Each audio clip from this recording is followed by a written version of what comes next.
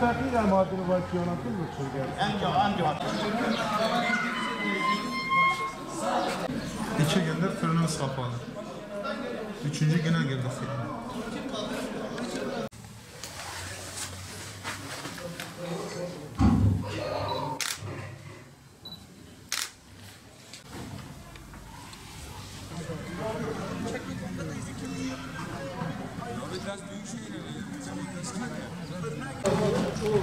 سیتوانی ها حجابی سیتوانی که او بگه نمیرا بشینه demiş ki. Bir hafta tamam temeli kesilmiş.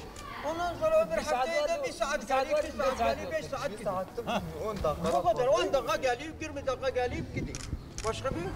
Ya zaten kaç gündür hiç yok. 2 hafta yok öyle temeli yok. Ben mahalle fırıncısıyım. Elektrikler kesintisi nedeniyle 3 gündür iş yerimiz kapalı. Yani bu bir haftadan fazladır, 10 günden fazladır elektriklerimiz kesik geliyor. Geliyor 1 saat 2 saat gidiyor yine yani akşamları saat 12-1'den sonra geliyor. 12-1'den sonra gidince sabahlar yine saat 9 oldu mu kesiliyor. Diğer gün ta saat 9-10'a kadar öyle hep kesinti olarak gidiyor.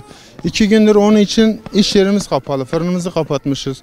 Onun için mağduruz yani bunu bir yetkiliye duyurulmasını istiyoruz. Niye? Mesela bizle Karaköprü arasında ne fark var? Aynı elektriği yatırmıyor muyuz? Aynı para yatırmıyor muyuz? Niye orada kesilmiyor da bizde kesiliyor? Ne fark var yani aramızdaki fark nedir? Haftadır kesik. 2 haftadır kesik geliyor. Haftadır temeli yok. Temeli elektrikimiz yok. Yani bizim vatandaş değil miyiz yani? Biz gavur muyuz? Neyiz? Peki git Karaköprü'de git. Her yerde elektrik var, burada yok elektrik. Bugün 15 gündür, daha 15 güne kadar daha gelmiyor. Öyle de, muhtar değil de 15 güne kadar ancak gelecek. Karanlıkta kalıyoruz. Mumla yaşıyoruz. Şeyimiz yok, fırınımız yok, şeyimiz yok. İş yerler kapalıdır.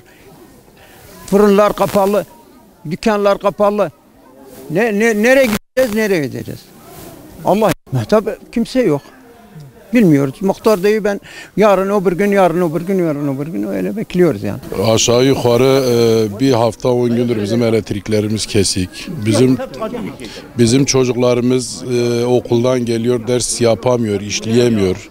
Ben burada marketçiyim. Ben 100-150 kiloya yakın et, tavuk falan çöpe attım. Ondan sonra fırınlarımız kaç gündür kapalı. Artık vatandaş ne yapacağını bilmiyor. Kime gideceğini bilmiyor. Gayet kötü bir sıkıntı içerisindeyiz. Kimse üstlenmiyor, sahiplenmiyor öyle diyelim.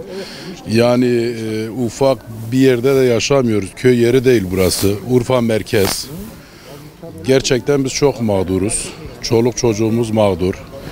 Eğitim yapamıyor. Ondan sonra zaten soğuk biliyorsunuz birkaç gündür havalar bayağı soğuk. Bayağı bir sıkıntı yaşıyoruz. Yani kimseye derdimizi anlatamıyoruz. Muhatap bulamıyoruz. Muhtar 2 hafta sonra gelir, 10 gün sonra gelir diyor. Yani demek ki adam da muhatap bulamıyor. Yani ben onu da suçlamayayım.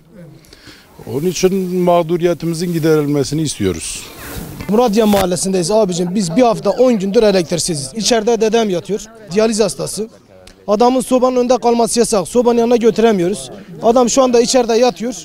Yani gidin bakın bir deri bir kemik kalmış. Bu adamın şu anda makineye bağlı olması gerekir. Nefes alamıyor. Makinemiz yok. Diğerleri komşuya gitti. Elektriğini şarjını komşuda durdu. Peki bu adamın elektriğini ben neyle sağlayacağım? Şimdi bir adamın içeride haline bakın. Adam bugün var yarın yok. Ama herhangi bir yetkili yok. Muhtara diyorsun, muhtar ya efendim belki 3 gün sonra gelir. Köye gitmeye başladı. Biz dünden beri köyde gidiyoruz zaten. Artık köy yani şehirden köye gidiyoruz. O mesele gelmişiz. Köyden artık köylerin buraya gelmesi gereken biz köye gidiyoruz. Bugün komşularımız getirmiş elektriğini, telefonunu şarjını bizde dolduruyordu. 5 dakika önce bizimki de gitti. Yani 1 saat geliyor, 5 saat elektrik yok. Aradığım zaman diyor ki çalışma var. Bir çalışmayı görelim diyorum. Bana bir konum gösterin. Gideyim ben de şu çalışmaları bir ziyaret edeyim, bir göreyim, bir kendilerine bir şey yapalım. Ya işte biz konum veremiyoruz. Konum yok ki dedim. Senin çalıştığın bir şey yok. Hani çalışan herhangi bir insan yok burada. Gelseydi biz de burada görürdük. Mesela burada elektrik yok. Herhangi bir kazı görüyor musunuz etrafta? Herhangi bir çalışan bir trafoda bir şey görüyor musunuz? Yok. Yetkili kimse yok. Onları aradığım zaman bana diyorlar ki çalışma var. Ben bir sefer onlara diyorum ki ben mahallenin hepsinin yerlerini biliyorum. Madem çalışma varsa ben bu ekibi göreyim. Bakın hele çalışma var mı yok mu?